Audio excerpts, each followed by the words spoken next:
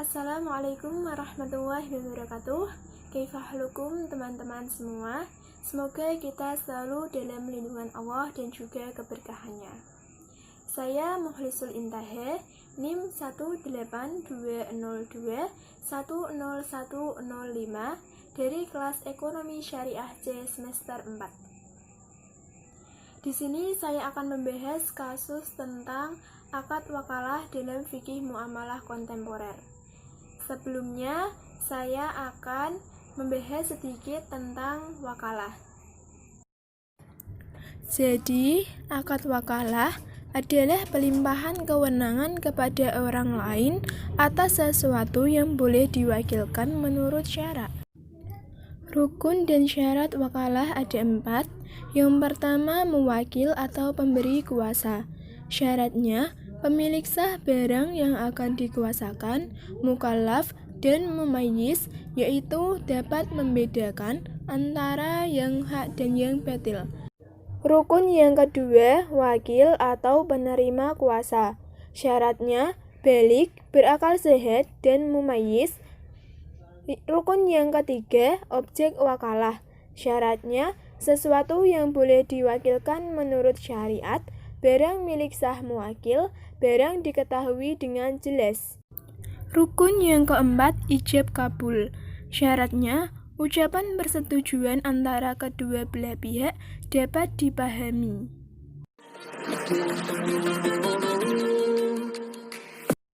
Selanjutnya kita masuk pada kasus. Di sini saya akan membahas kasus tentang mobile banking atau e-banking sebagai akad wakalah fikih muamalah kontemporer di lembaga perbankan syariah. Pertanyaan yang pertama adalah, apa sih itu mobile banking atau e-banking dan mengapa mobile banking atau e-banking itu masuk dalam akad wakalah? Saat ini sudah banyak sekali orang yang menggunakan layanan mobile banking atau e-banking. Jadi, mobile banking atau e-banking itu adalah layanan perbankan secara online yang disediakan oleh bank seperti Bank Mandiri Syariah, Bank BNI Syariah, dan bank syariah lainnya. Begitupun pula dengan bank konvensional juga memiliki mobile banking atau e-banking juga. Bentuk dari mobile banking atau e-banking itu adalah sebuah aplikasi yang nantinya akan dipasang di smartphone dengan menggunakan layanan jaringan data.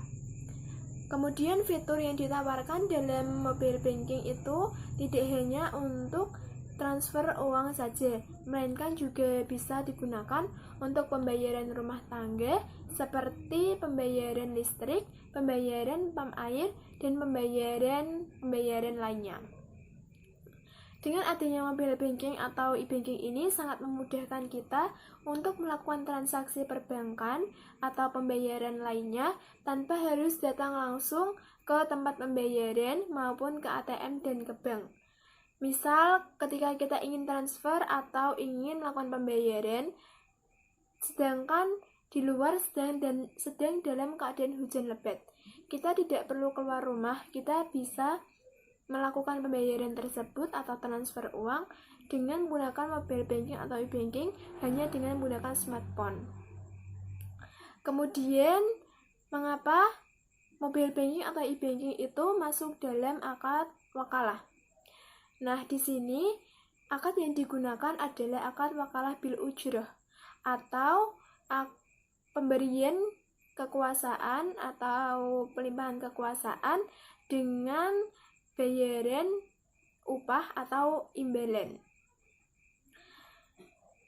Karena di sini nasabah memberikan wakil atau kuasanya kepada mobile banking atau bank sebagai penyelenggara jasa keuangan tersebut untuk melakukan pembayaran atau transfer uang kepada pihak yang ingin dituju oleh nasabah. Jadi, dalam hal ini akad yang digunakan adalah akad wakalah bil ujroh. Pertanyaan yang kedua adalah, apa sih hukum mobile banking atau e-banking menurut syariat Islam? Jadi hukum mobile banking atau e-banking dalam syariat Islam itu adalah boleh atau mubah selama ketentuan, rukun dan syarat dari akad wakalah itu terpenuhi dan juga adanya keterbukaan antara pihak bank kepada nasabah. Pihak bank harus menjelaskan segala teknis dan ketentuan yang ada pada layanan mobile banking tanpa harus ada yang ditutup-tutupi. Begitupun pula dengan biaya yang akan dikenakan oleh nasabah pada saat transaksi mobile banking.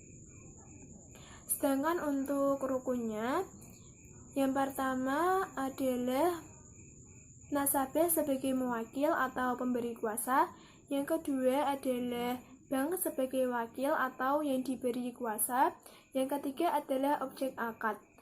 Dalam hal ini, objek akad adalah transaksi yang akan dilakukan oleh nasabah karena objek akad itu adalah barang atau jasa yang akan dikuasakan. Nah, dalam hal ini tergantung pada transaksi apa yang akan dilakukan oleh nasabah. Yang keempat adalah sigot atau ijab kabul. Ketika kita ingin melakukan transaksi di mobile banking atau e-banking, sebelum kita melakukan transaksi akan muncul jumlah yang akan kita transaksikan dan juga jumlah biaya yang akan dibebankan atau biaya tambahan. Nah, kita bisa memilih apakah kita mau meneruskan transaksi tersebut atau tidak. Nah, dan juga ketika kita sebelumnya membuat mobile banking, akun mobile banking di bank, kita diberikan formulir persetujuan. Nah, ketika kita menandatangani, itu artinya kita sudah setuju dengan ketentuan yang berlaku pada layanan mobile banking. Nah, itu termasuk juga dengan sigot atau ijab kabul. Jadi, hukum dari e-banking atau mobile banking itu adalah boleh atau mubah selama tidak bertentangan dengan syariat Islam.